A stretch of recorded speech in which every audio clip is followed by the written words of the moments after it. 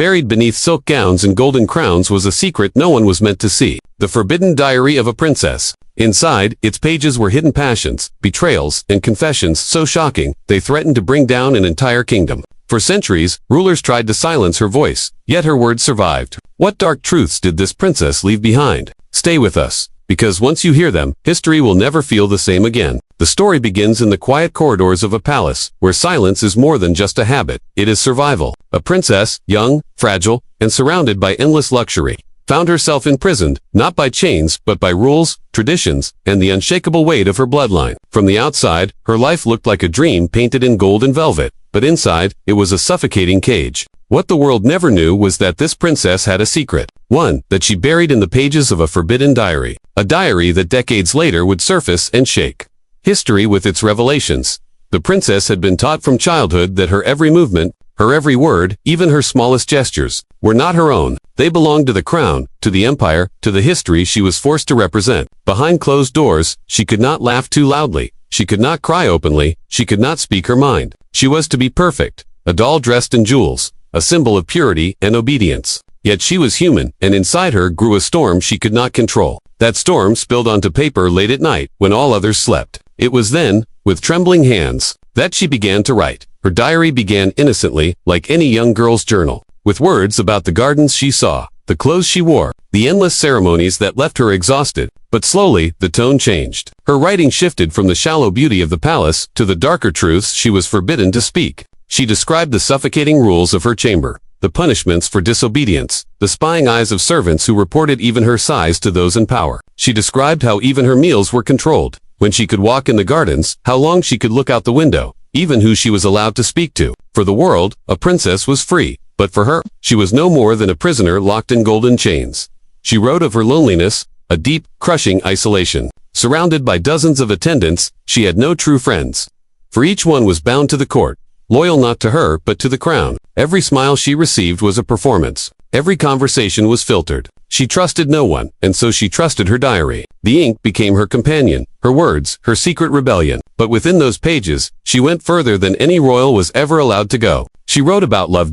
In a place where love was dictated by politics, where marriages were contracts of power and alliances. The very idea of personal affection was forbidden, yet the princess's heart betrayed her. She fell in love with someone she was never meant to love. In her diary, she wrote his name in whispers of ink, his smile hidden between her sentences, his presence captured in hurried words that trembled with both passion and fear. She confessed her desires, her longing glances, the fleeting touches that risked everything. She wrote of stolen moments in the gardens, words exchanged behind pillars, eyes that met when no one else was looking. But love in her world was dangerous. It was treason. If discovered, it could mean ruin, disgrace, and perhaps even death. The princess knew this, and yet she wrote it all. Her diary became not just a record of her thoughts, but evidence of rebellion, proof of a forbidden passion. She poured her heart onto the pages.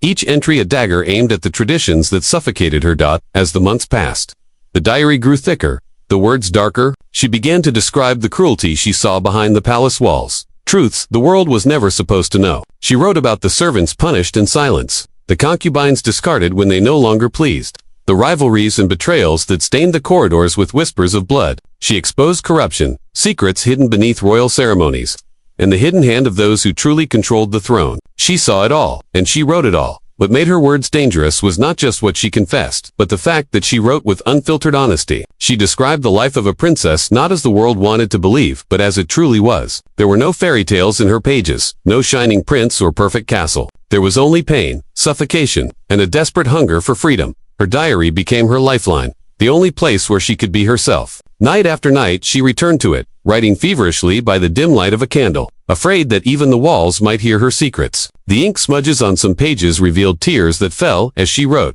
At times, her handwriting trembled so violently it was barely legible. Yet she continued, unable to stop. For her, writing was survival. Without it, she would have drowned in silence. As she grew older, her love affair grew more intense, and the diary more dangerous. She described in detail the stolen moments that could have cost her everything. A brush of the hand, a whispered promise, a hidden letter passed between folds of silk. She confessed her fear of discovery, her terror at the thought of her family finding out, yet also her refusal to let go of the one thing that made her feel alive. She wrote of dreams of escape, fantasies of leaving the palace walls, running into the arms of the man she loved, free from crowns, jewels, and endless rules. She knew it was impossible, but in her diary she allowed herself to dream.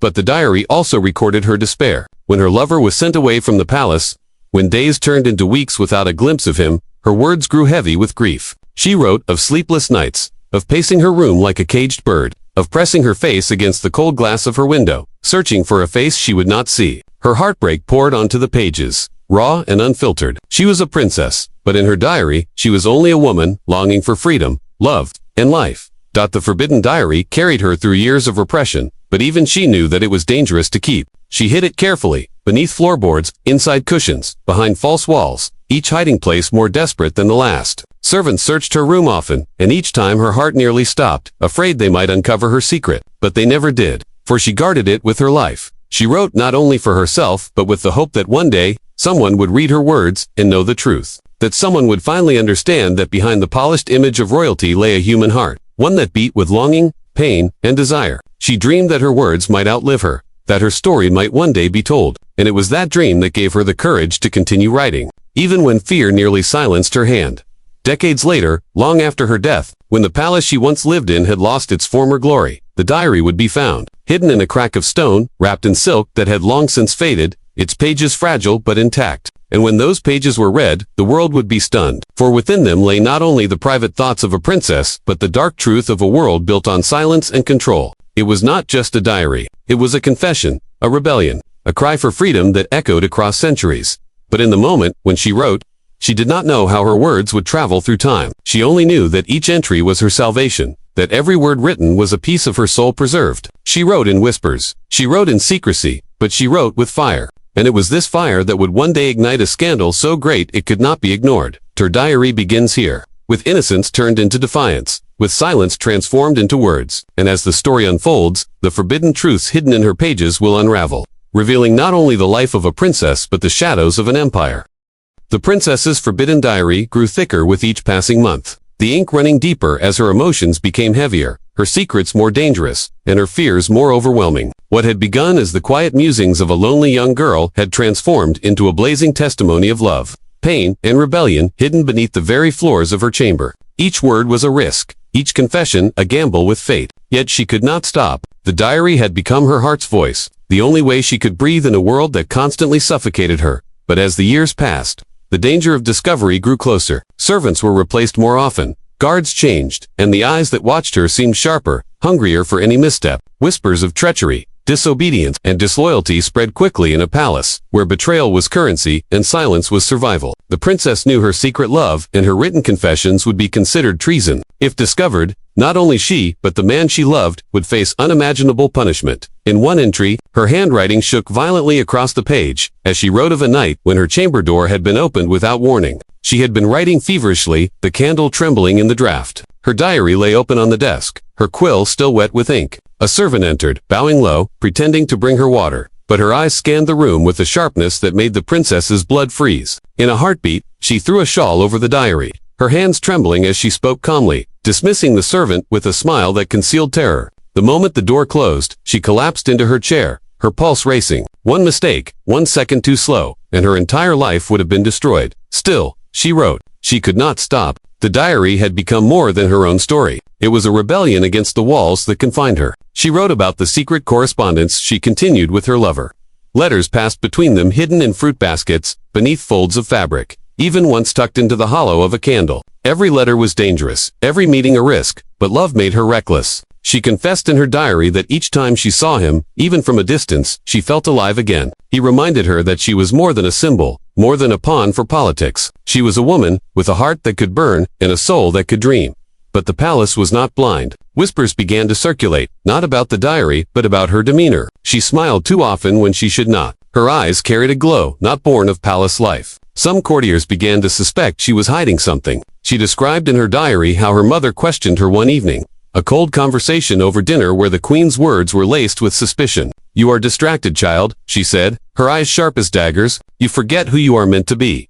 The princess smiled politely, responding with practiced grace, but inside her heart screamed. That night she filled pages with fear, knowing that her mother's eyes could pierce through her carefully woven facade. Her love affair grew more desperate as suspicion mounted. Meetings became rarer, shorter. their words exchanged in hurried whispers. Once, she described standing in the gardens as the rain fell, her lover brushing past her as if by accident. Their hands touched briefly, their fingers brushing like fire, and though not a word was spoken, the touch spoke volumes. She returned to her chamber soaked in rain but burning inside, writing that her heart would explode if she could not have more.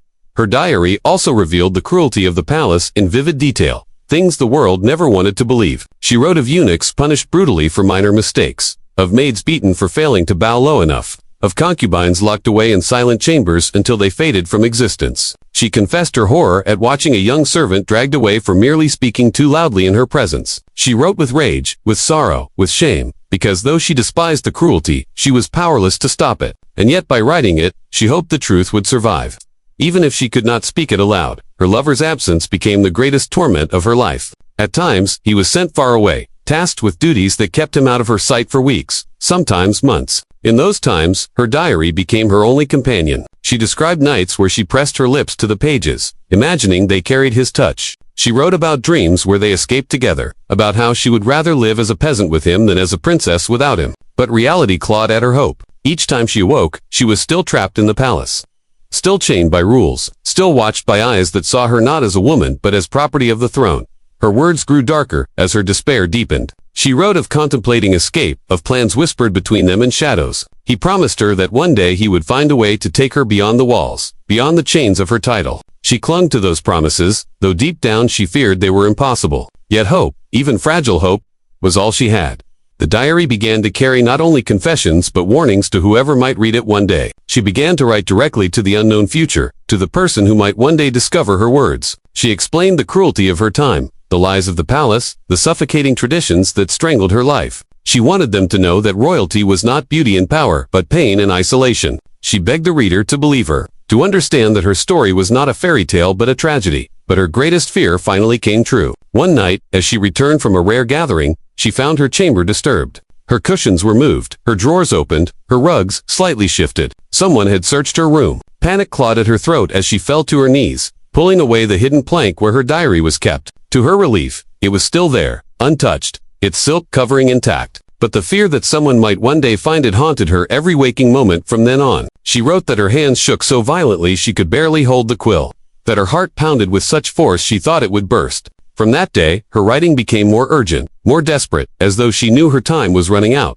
The love she carried only added to the danger. She confessed to meeting him one last time in the palace gardens, a hurried, breathless encounter in the shadows. He pressed a small object into her hand, a token, a promise that he would return for her. She did not describe in the diary what it was, only that it burned against her skin like fire. She wept as she wrote, knowing that every meeting could be their last. And then came betrayal. One of her closest attendants, someone she had trusted, began to suspect. She wrote of noticing glances, of overhearing whispers, of realizing too late that her secrets were not as safe as she believed. The betrayal was not yet complete, but she felt its shadow creeping closer. The palace thrived on betrayal. It was the language of survival. She could not trust anyone, and the knowledge tore her apart. Yet even as fear consumed her, she could not stop writing. Her final entries in this part of the diary burned with intensity. She wrote that if she were discovered, if her love was revealed, if her diary was ever found, then at least her truth would survive. She wanted the world to know that behind the walls of gold, behind the crowns and jewels, lived a young woman who had dared to love, who had dared to dream, and who had dared to tell the truth. Her words end this chapter of the diary with a chilling line, written in trembling ink: "If they find me, let these pages live. If I die, let the truth survive." The princess's forbidden diary, now thicker and heavier than when it began, was no longer just a secret. It had become her lifeline, her confessional, her rebellion, her last defense against a world determined to silence her voice. But with every word she wrote, the danger closed in tighter. Her chamber no longer felt like a sanctuary. The walls, once quiet and comforting, now seemed to breathe with eyes and ears. She described how she would wake at night convinced that someone had been in her room, that the air still carried the scent of another presence. Fear began to consume her days, yet she kept writing. To stop would be to surrender, and she had never surrendered. Not to her mother, not to the palace, not to fate. But her fears were justified. The whispers had grown louder. She recounted in her diary how she noticed courtiers watching her more closely, how the servants moved in and out of her room with suspicious regularity. One evening, she overheard two guards speaking in hushed tones, their words blurred by distance, but the name they spoke was unmistakable. Panic struck her like lightning. Her pen carved into the pages that night, her words wild, frantic, desperate. "They are watching me," she wrote, and I fear it is only a matter of time before they find everything. If they take this diary, they will have my soul.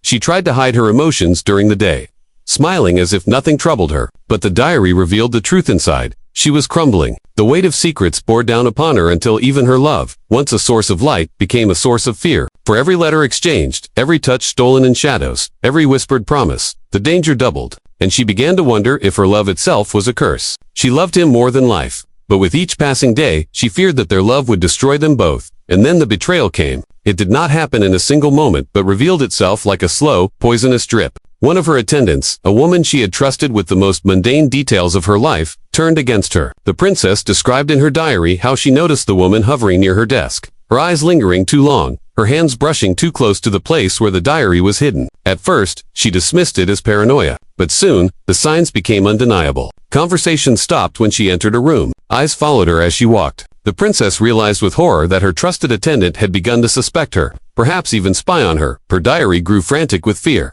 She began moving it constantly, never hiding it in the same place twice. Some nights, she buried it beneath layers of clothing. Other nights, she placed it in hollow furniture. And sometimes she kept it pressed to her chest as she slept. But the act of hiding it made her realize the truth: her world was collapsing. She could not run, she could not confess. She could only keep writing, hoping that somehow her words would survive, even if she did not. Her love, too, began to unravel under the strain. She confessed in her diary that their meetings had become rare, their words short and desperate. He begged her to stop writing, to burn the diary, to erase the evidence of their love and her rebellion. But she refused. If I burn it, she wrote, then everything I am disappears. If they silence me, no one will know I lived. No one will know I loved. No one will know the truth. Her refusal drove a wedge between them. He wanted her safe. She wanted her story to endure. They loved each other. Yet the very thing that bound them together was now tearing them apart. Then came the moment that shattered everything. In a chilling entry, her words shook with terror as she wrote about the night her chamber was searched in her presence. Guards entered, their faces cold and expressionless, claiming it was a routine inspection, but she knew better. They pulled open drawers, lifted cushions, tapped on the walls, searching for something. She sat frozen, her heart pounding so loud she thought they must hear it. And all the while, the diary lay hidden beneath her gown, pressed against her skin, her arms crossed tightly to keep it concealed. She described how sweat dripped down her back, how she forced herself to breathe slowly, how her smile never wavered, though her soul screamed. After what felt like hours, they left, leaving her chamber in disarray but empty. That night, her diary pages were stained with tears. She wrote that she had never felt closer to death. The betrayal was confirmed soon after. She discovered through a whispered warning that her attendant had reported suspicions to the queen herself. Though nothing had been proven, the queen had been told that her daughter was hiding secrets. The princess's blood turned cold as she wrote of that revelation. The queen was ruthless, cunning, and merciless when it came to protecting the throne. If she discovered the diary, the princess would be destroyed, not only her, but the man she loved. From that day forward, every moment became agony. She could not sleep without dreaming of discovery. She could not eat without tasting fear. Even her love grew more distant, not because the feelings had faded, but because the risk had grown too great. She wrote of seeing him from across the palace courtyard, their eyes meeting briefly, and in that glance, she felt both the depth of their love and the inevitability of their end. Her words became darker, filled with despair and resignation. She began to speak of destiny, of inevitability, of the cruel hand of fate that had trapped her in this gilded prison. Perhaps I was never meant to be free, she wrote. Perhaps the curse of being born into power is that one never owns one's soul. She began to question whether she would live long enough to see her love again, whether her words would be found in time, whether history would remember her not as a princess but as a woman who dared to dream. Yet even in despair, she fought on. Her final entries in this part of the diary carried both defiance and heartbreak. She wrote directly to the future, to the unknown reader she imagined would one day hold her words in their hands. If you read this, she wrote, know that I was alive. Know that I loved with a fire that could not be extinguished. Know that the world silenced me, but my voice lives here. Her ink trailed with desperation, her handwriting more hurried, as though time itself was running out. And indeed, it was, for the betrayal was now complete. Her attendant's suspicions had reached the highest ears, and the queen herself had ordered closer surveillance. Guards shadowed her steps. Servants watched her more intently. The walls of her prison closed in tighter than ever before. Her lover had vanished from sight, perhaps exiled, perhaps worse, she never knew. And all that remained was the diary, her last refuge, her last act of defiance, her final hope that her truth would outlive her. The princess ended this chapter of her diary with words so haunting they could chill the soul. They will come for me soon. I feel it in every breath, in every shadow. If this is my end, then let these words be my beginning. Let the world remember me, not as a silent daughter, but as a woman who spoke.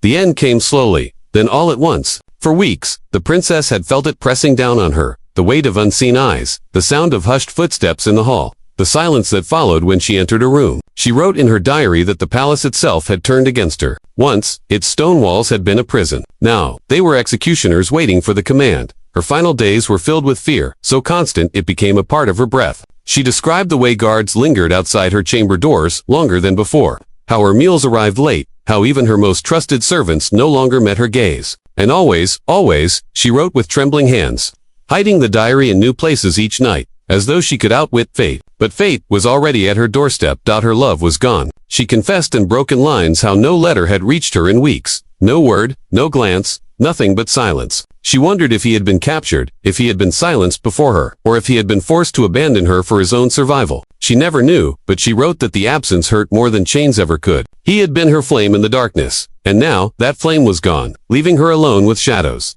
And then it happened, the moment she had dreaded.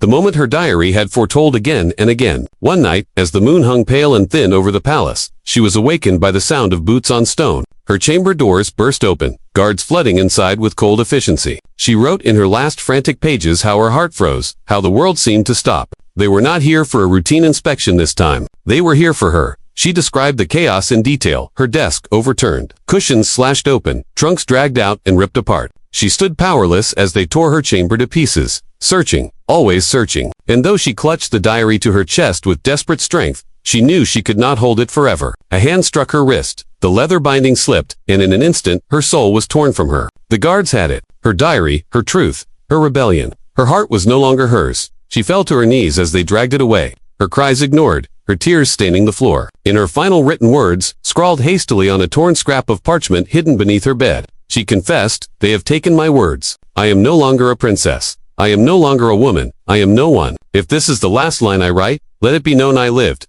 I loved, and I was silenced." After that, her diary fell silent.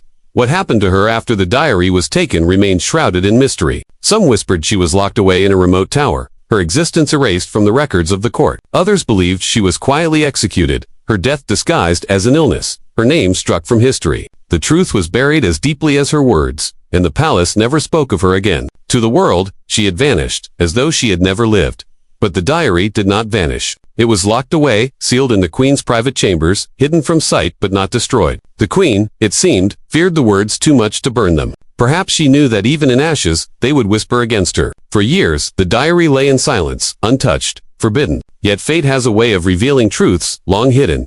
Generations later, when the dynasty that had silenced the princess crumbled, her diary was discovered by chance. Dusty, fragile, and nearly forgotten, it was brought into the light. And when its pages were read, the world was shaken. For within those worn words was not just the confession of a young woman in love, but the soul of a prisoner who had dared to rebel against power, the voice of a princess who refused to be erased. Her words traveled across nations, translated into languages she never knew, carried into homes and libraries and schools. Readers wept as they traced her loneliness, her fear, her passion, her despair. Scholars called it one of the most shocking personal accounts ever uncovered, a rare glimpse into the forbidden heart of royalty. The princess, once silenced, now spoke louder than ever before. Her story became a symbol of defiance, of forbidden love, of the eternal struggle for freedom within the gilded cages of power. Women read her words and felt her pain echo through their own struggles. Men read them and questioned the cruelty of the systems that had bound her. Her diary became more than just paper and ink. It became a weapon against silence, against tyranny, against forgetting. And yet,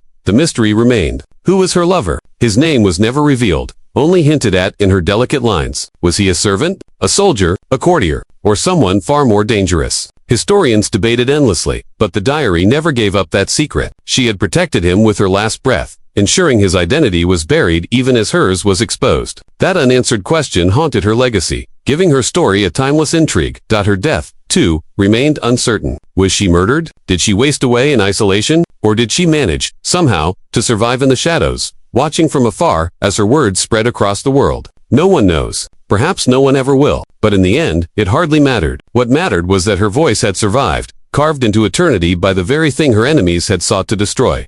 The forbidden diary of the princess did more than shock the world, it awakened it. It proved that even the most carefully constructed cages could not contain truth forever. that even the most silenced voices could one day rise louder than the thunder of empires. She had feared her words would die with her, but instead, they lived longer than any crown, any throne, any dynasty. And so, her story ends, not with her death, but with her immortality. For every time her words are read, she lives again. Every tear shed for her is proof that she was not forgotten. Every voice that whispers her name in awe defies the silence that once consumed her. The princess, who had once written in trembling ink, "Let the world remember me not as a silent daughter, but as a woman who spoke, got her wish." She was remembered, she was heard, and she will never be silenced again.